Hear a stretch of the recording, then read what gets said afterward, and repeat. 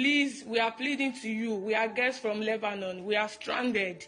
Please, all of us that we are sitting here, we are all sleeping in this same room. We are cooking our food inside this room. We are sleeping here. Everything we want to do inside this one room. The girl that leaked the viral video of 2020, which shows the girl that are stranded in Lebanon. I came from a family of 7, and I was the last born of the house.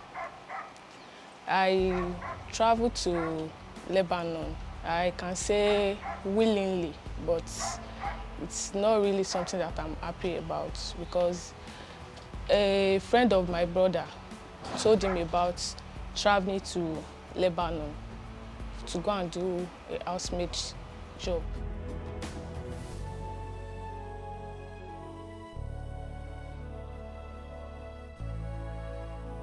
I know that doing a housemaid job is just unlike being a slave in someone else's country, but I agreed to go in as much I will get money there, because my mother was a single mother.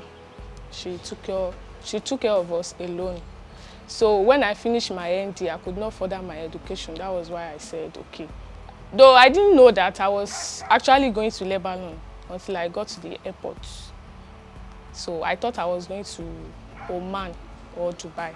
So when I got to Lebanon, I went to the office straight, which is the office of our agent, our Lebanese agent.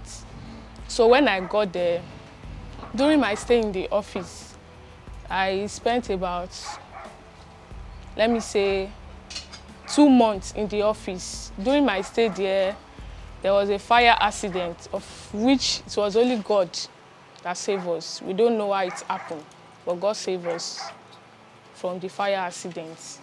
During our staying in the office, I was with a Ghanaian girl, Sierra Leone, Philippines, Ethiopia.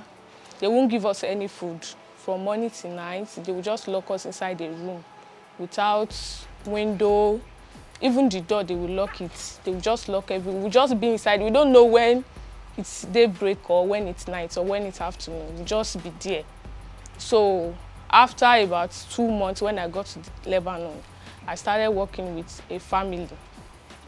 So when I started working there, the only thing that they gave me was they gave me Wi-Fi to communicate with my family, and she usually give me some food when she feels like. So then that was during COVID-19. They used to scare us that there is COVID-19 outside, there is this, there is that, there is this, that. So when I was working there, I faced a lot of things. Our husband was trying to be sleeping with me, likewise our first son. So both of them, they were tormenting me inside the house. Even when I was working inside the room, both of them would just come, doing rubbish, doing all sorts of rubbish. So when I felt tired of the thing, I told my agent that I don't want to work in the house again. So I felt sick. When I told the woman, which is my madam, that I'm having some headache and malaria, that I need some medications and I need some rest, the next thing she just concluded, she said I have a COVID-19. Then she went to brought some doctors. So when the doctors did a test on me, he said I did not have COVID-19, but he said I must stay away from people, that I should not go close to people. I said, how can you lock me inside the room? You will not allow me to work, you will not give me food, you will not do this one. Then she said that I should not come close to her family. She usually brings some leftover food for me at night to eat. So after some time, she took me back to the office, of which I experienced the same thing that I experienced when I first stayed in the office. They locked me up, beating, so many things. They started talking a lot of things, that I'm evil, I'm doing this, I'm doing that, I want to steal my madam's money, I want to do that. I said, I don't do anything like that. But after some weeks, the agent took me to another house to go and work for them. The madam has 5 kids. So she will ask me to sleep by 2 o'clock at night and wake up by 5 o'clock in the morning. So she will ask me to take care of the kids, and at the same time, I should do the housework again. So when I felt tired of the thing, I could not bear it. I could not bear looking after the kids. And she told me that if anything happened to her kids, that she's going to kill me. So I could not bear looking after the kids and taking care of the house. So I told her I don't want to work, that she should take me to the office. So the night when I stopped working, she did not give me food. About 3 days, she locked me inside the room. So on a fateful morning, when I had the opportunity to just escape from the room, I went downstairs and I said, I'm going back to the office. Then she just went inside. Even the egg that she cannot give to me to eat, she gave it to her kids to be throwing at me. She gave them some rotten food.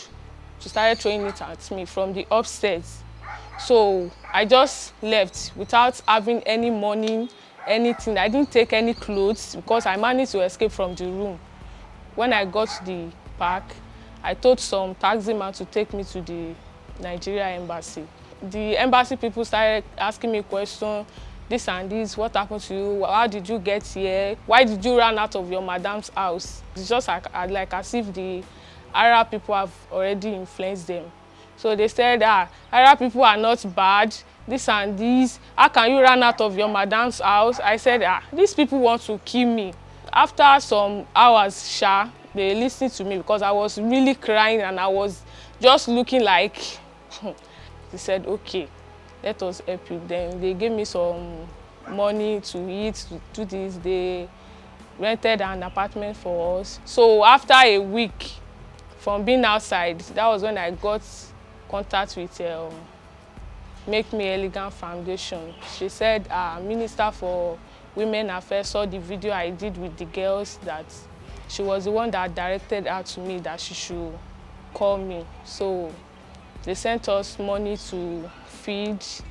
So when we got back to Nigeria, they did a 1 week free vocational training for us. So, and since then, I've been able to go and learn the work I desire, which is a hairstylist. And now I have gained my freedom and I need some help to expand my business and to do more. So my advice to people is that Arab country is out of good country. It's either you travel through normal road or through illegal way. Arab country is out of good country. Don't even go there. There is no amount of luck you have in Arab country. Those people, they will spoil your luck for you. They will shatter your dream. There is no amount of luck you have. You will surely face air, because traveling to Lebanon, I spent 8 months there. But that 8 months is just as if going to a hellfire for an excursion.